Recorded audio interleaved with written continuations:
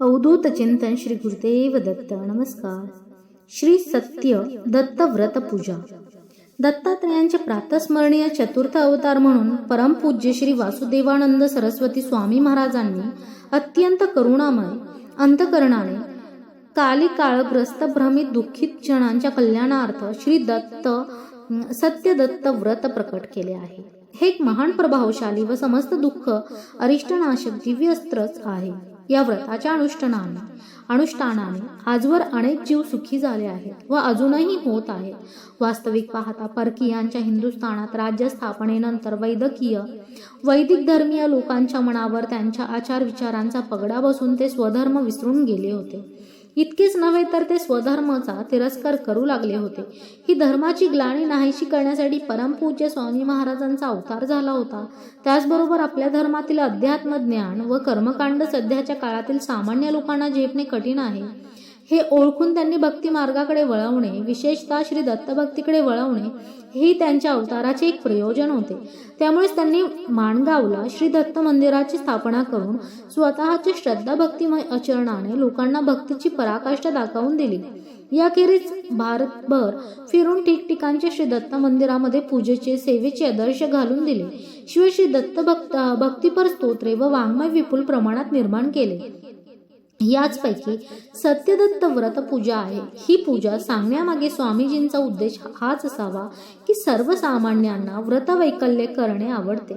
या काळात श्री सत्यनारायण व्रत भाविकात प्रचलित होते. शिवाय हे भाविक विशिष्ट देवतेची उपासना करीत द्वैत भावात वावरणारे हे भाविक सर्व देवता एकाच परमात्म्याची रूपे असूनही आपले उपास्य दैवत श्रेष्ठ माने. त्यामुळेच गणेश भक्तांसाठी सत्यविनायक व्रत, शिवभक्तांसाठी सोमवार व्रत अशी निरनिराळे व्रते प्रचलित झाली. त्याचप्रमाणे श्री दत्त भक्तांसाठी अशाच प्रकारचे एखादे व्रत तयार करावे अशी दत्तप्रभूंची आज्ञा झाल्यामुळे परमपूज्य महाराजांनी या व्रताची रचना केली असावी. या व्रतातील पूजेचा भाग इतर व्रताप्रमाणेच आहे. यातील वैदिक मंत्र इतर व्रतामध्ये असलेलेच आहेत, पण पूर्णोक्त मंत्र श्री स्वामी महाराजांनी स्वतः तयार केलेले आहेत. म्हणून पूजाविधी सांगणाऱ्या पुरोहितास बोलावून वेदोक्त व पुराणोक्त मंत्रांनी शास्त्रोक्त पूजा करून घ्यावी. माहितीसाठी पूजा साहित्याची खालीलप्रमाणे व्यवस्था करावी. हळद, कुंकू, गुलाल, बुक्का, रांगोळी, गहू, तांदूळ, विड्याची पाने, खडीसाखर, 5 फळे, उदबत्ती, कापूर, निरांजन, समई, चौरंग, यज्ञोपवीत, वस्त्र, फुले, तुळशी, पंचपल्लव, दुर्गा, प्रसाद, नैवेद्य, साखर, गव्हाचा रवा, तूप, दूध, सव्वापट प्रमाण, वेलदोडे, केशर, बदाम, बेदाणा इत्यादी प्रसादात घालावेत. इतर गोष्टी तांब्या, कलश, 2 ताम्हणे, 2 पळी भांडे, पंचामृत, दूध, दही, तूप, मध, साखर, अत्तर, उष्णोदक दक्षिणा. या व्रतात 3 कथा आलेल्या आहेत. पहिली कथा एका अनामिक मुमुक्ष ब्राह्मणाची असून त्याला दत्तप्रभूंनी दर्शन देऊन मुक्तीसाठी काय करावे हे सांगितलेले आहे. दुसरी कथा आयुराजाची असून त्याने सत्य दत्त व्रत केल्याने त्याला पुत्र होऊन त्याच्यावरील संकटे दूर झाल्याचे वर्णन आहे.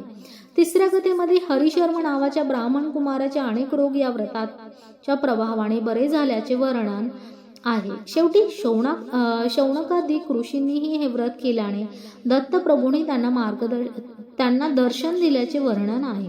या कथा सांगताना स्वामी महाराजांनी स्वधर्माचरण व ईश भक्त यावर भर दिलेला आहे. हाच इतर व्रताहून वेगळा असा कथेचा विषय आहे. व्रतकर्त्याने तीळ आवळ्याचे चूर्ण अंगाला लावून स्नान करावे. नंतर धुतलेली शुभ्र वस्त्रे किंवा सोवळे नेसून पवित्र स्थानी यावे. पूजेचे सर्व साहित्य तयार करून पूजास्थानी आणावे. पूजेच्या ठिकाणी चौरंगाभोवती रांगोळ्या काढाव्यात. शक्य असल्यास चौरंगाला कर्दळी बांधाव्यात. वर छताला आंब्याचे डहाळे बांधावे. तुपाचा दिवा लावावा. प्रथम देवांना व वडील मंडळींना नमस्कार करावा आणि नमस्कार करून आसन ग्रहण करावे. स्वतःच्या कपाळाला कुंकू लावून घ्यावे. नंतर नित्य देवपूजेप्रमाणे सत्य दत्त पूजेचा संकल्प सोडावा. यानंतर एका ताम्हणात तांदूळ घेऊन त्यावर सुपारी ठेवून प्रथम गजाननाचे षोडोपचारे पूजन करून नित्यपूजेप्रमाणे आसन विधी, षडगन्यास व कलश, शंख, घंटा, दिवा यांची गंध, पुष्प, अक्षता, हळद, कुंकू वाहून पूजा करावी. त्यानंतर मंत्राने पूजा साहित्य व शरीर शुद्धी करावी. त्यानंतर त्यानंतर खालील क्रमाने पूजा करावी. प्रथम महागणपतीचे पूजन करावे. द्वितीय वरुण स्थान पूजन, वरुण पूजन. तृतीय पुण्याह वाचन. चतुर्थ द्विकपाल स्थापना. पंचमं सत्यदत्त पूजा. षष्ठम मंत्र पूजा व राजोपचार. सप्तमं प्रार्थना. अष्टमं द्वारकाद्यष्टोत्तरशतनामावली. नवमं सत्यदत्त पोथी कथा वाचावी. ही पूजा अत्यंत प्रभावी असून या व्रताच्या प्रभावे चारी पुरुषार्थ साध्य होतात. अवधूत चिंतन श्री गुरुदेव दत्त. फेसबुक पोस्ट दत्त माझा मी दत्ताचा ग्रुपवर आधारित. धन्यवाद. शुभम भवतु. ओम शांती.